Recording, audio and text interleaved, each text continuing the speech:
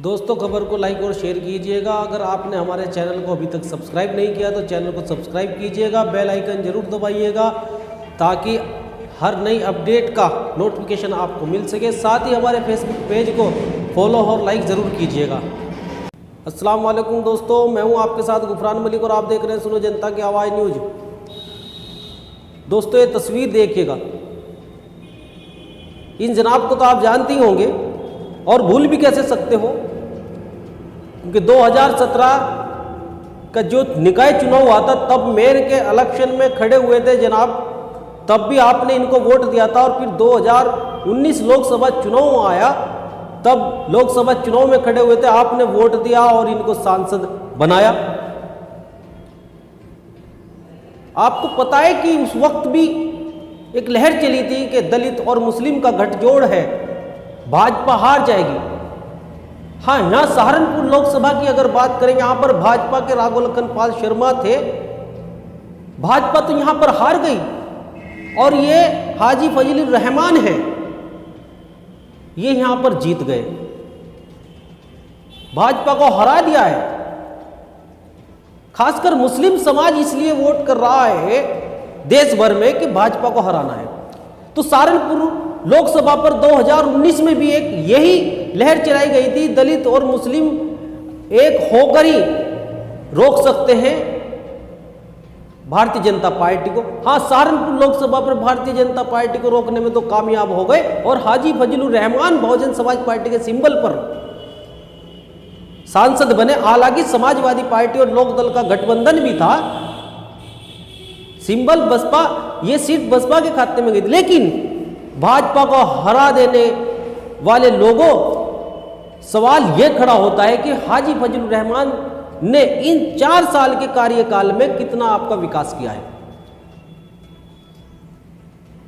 देश भर में, प्रदेश भर में हो रहे आप पे अत्याचार, आपके उत्पीड़न पर, मदरसों पे चल रहे बुलडोजरों पर, मुस्लिम समाज के लोगों के घरों पर चल रहे बुलडोजरों पर, तो आपने संसद में इनको बोलते हुए देखा ही नहीं होगा।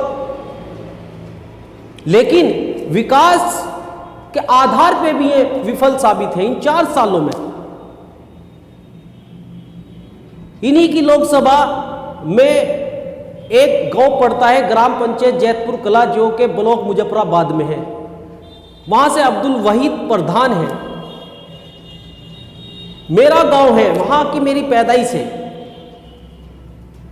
200 मीटर सीसी मैंने खुद लिखकर दी हाजी फजलुर रहमान को और कई बार दी है। मैंने अपने बुलंद पत्रकार एसोसिएशन के लेटर पैड पर भी लिख के दिया है, लेकिन 0। अब नौबत आई के फोन उठाना भी बंद। क्या इसलिए चुने जाते हैं सांसद और विधायक कि जब विकास की बात उनसे करें तो वो लारेबाजी दे और फिर फोन उठाना भी बंद कर दे? और ये मेरी समस्या नहीं है, मैंने निजी अपना घर बनाने के लिए निधि नहीं मांगी थी सांसद से, लोगों ने वोट दिया है, लोगों के विकास के लिए निधि मांगी थी, एक आरसीसी मांगी थी 200 मीटर, लेकिन नहीं। और ऐसी समस्या आपको इनकी लोकसभा में जगह जगह मिलेगी। तो क्या फायदा है, किस लिए? खासकर मुस्लिम समाज के लोगों से मैं पूछना चाहता हूं कि भाजपा को हराने के लिए वोट करते हो और ऐसे लोगों को बिठा देते हो जिताकर, जो पूरे 5 साल हर मोर्चे पे आपके लिए विफल साबित होता है। सावधानी बरतने की जरूरत है। और सहारनपुर लोकसभा की जनता से मैं ये जरूर कहना चाहूंगा कि तुम अपने चुने हुए लोगों से सवाल करो। सवाल करोगे तो इनके जहन खुलेंगे, इनका घमंड दूर होगा, इन्हें ये मालूम भी होगा कि जनता अगर वोट देती है तो जनता सवाल भी करती है। तो सवाल करो, जब इनको चुन रहे तो इनसे पूछो संसद में, विधानसभा में तुमने किन मुद्दों पर बहस की है, हमारे मुस्तकबिल के लिए क्या लड़ाई लड़ी है, विकास के लिए क्या कर रहे हो, तुम पे निधि कितनी आ रही है, कितना तुमने लगाया है, तुम्हारा अधिकार है, तुम मतदाता हो, तुम अपना मत देकर इन्हें जिताते हो, तुम्हारा अधिकार है कि इनसे साल भर का हिसाब लो, इनकी निधि का इनको देना पड़ेगा। लेकिन आपको हौसला करना पड़ेगा सवाल पूछने का। आप वोट देकर इन्हें चुन रहे हो तो सवाल भी पूछिएगा। तो अब के लिए इतना ही, बने रहिएगा हमारे साथ और देखते रहिएगा सुनो जनता की आवाज़ न्यूज।